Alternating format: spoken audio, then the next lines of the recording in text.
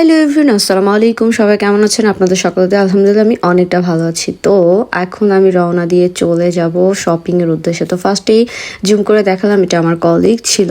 ও মাত্রই বাসা থেকে এসেছে, অর্থাৎ ছুটির দিনে ও বাড়িতে চলে যায়। আর যেই 2-3 দিন কাজ থাকে, যেহেতু আমাদের সপ্তাহে 15 দিনের ঊর্ধ্বে আমরা কেউই কাজ করি না, আফটার ও চলে আসে। তো ওর হাজব্যান্ড ওকে নামিয়ে দিয়ে চলে যাচ্ছে, ও উপরে চলে গেল আর আমি চলে আসলাম ক্লিনিকে। তো প্রশ্ন হচ্ছে, আমি যাব শপিং করতে, এখানে কি করছি? এটাই কাহিনী টুইস্টে। আমার কলিগ আমাকে বললো যে আমিও যাব তোর সাথে, একটু ওয়েট কর, মানে আরেকজন কলিগ। তো তোকে নিয়ে যাব, যে ওর বাবা এখানে হসপিটালে থাকে। আমি আগেও ব্লগে তাকে দেখিয়েছিলাম যে ওর বাবা আমাদের হসপিটালেই থাকে। তো যাই হোক, ওর জন্য আমি অপেক্ষা করছি। ওর আজকে ডিউটি ছিল, ডিউটি শেষ করে ওর বাবাকে খাওয়াবে দাওয়াবে, রাতে ডিনার করিয়ে দিয়ে আফটার সে রওনা দেয়। তো মোটামুটি ওর জন্য বসে বসে অপেক্ষা করতে করতে দেখেন প্রায় 8টা বেজে গেছে। তো এখন সে সব কিছু শেষ করে বলতেছে, আর একটু দাঁড়া, গেটটা খুলে দে, আমি গিয়ে পানি নিয়ে আসি। নিয়ে এসে বাবাকে পানিটা দিয়ে চলে যাই। তো এর আগে আপনাদেরকে আমি দেখিয়েছিলাম আমার এই পেশেন্টগুলোকে, সবাইকেই সব কিছুই আমি মোটামুটি আবার একটু ঘুরিয়ে টুরিয়ে দেখাচ্ছি। আসলে আমি বোর হয়ে যাচ্ছি বসে থাকতে থাকতে।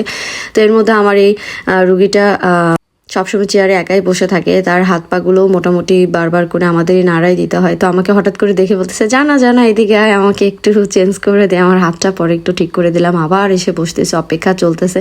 তো নাইট ডিউটিতে যে কলিগ ছিল তারা অলরেডি কাজ করতেছে। এর মধ্যে আমার এই কলিগ বললো, মোটামুটি সব ডান, তুই একটু দাঁড়া, আমি দৌড় দিয়ে পানিটা নিয়ে আসি। ও কি জোরে যে দৌড় দিতেছে রে ভাই! বিশেষ করে আমার জন্যই তাড়াহুড়া করতেছিল, যেহেতু আমার লেট হয়ে যাচ্ছে, কারণ রাত প্রায় 9টা বেজে যাচ্ছে। পরের দিন আমার জব আছে, আমি ওরে বলতেছি একটু তাড়াতাড়ি কর, সব শেষ করে এসে আমার আবার জবে যাইতে হবে, কালকে সকালে জব আছে। তো পাগলের মতো এদিক থেকে এদিক, ওদিক থেকে ওদিক, কখন কি মনে পড়তেছে না মনে পড়তেছে ওর কোনো ঠিক ঠিকানা নাই। আমি ওর পেছনে পেছনে ঘুরতেছি, মানে ও আমাকে ছাড়তেছে না। পরে বললো, চল নিচে যাই, আমি ইউনিফর্মটা চেঞ্জ করে আফটার চলে যাব। তো নিচে গিয়ে ওর কাপড় চোপড়গুলো চেঞ্জ করে ফেললো। আর আমি এই যে কখন এখানে কখন ওখানে ঘোরাঘুরি করছি। আফটার আমরা বের হয়ে গেলাম ইনশাআল্লাহ। এখন গিয়ে সে আর চেঞ্জ বলতে যা জুতাটা চেঞ্জ করছে, বলতেছে যে বাকিটা আমি বাসায় যা চেঞ্জ করবো, তাড়াতাড়ি আয়, এখন চলে যাই। এই তো ওর গাড়ি আমার বাসা আর কি, যেটা তার নিচে ওর গাড়িটা থাকে সবসময়। পরে এই তো দুই কলিগস, দুই বোন আর কি রওনা দিয়ে এখন চলে যাচ্ছে। অলরেডি প্রায় সন্ধ্যা হয়ে যাচ্ছিলো, প্রায় 9টার মধ্যে সন্ধ্যা হয়ে যায়। এরপরে গেট খোলা নিয়ে দুইজন একসাথে কল দিছি, গেটটা ব্লক হয়ে গেছে। আফটার আমি কেটে ও কল দিল।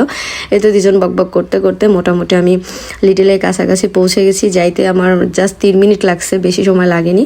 এরপর ওকে বিদায় দিয়ে এখন আমি ঢুকে যাব লিটিলে। অ্যান্ড আমার সম্পূর্ণ শপিং থাকবে পরের ব্লগে। তো আজকের মতো এই পর্যন্তই, আল্লাহ হাফিজ।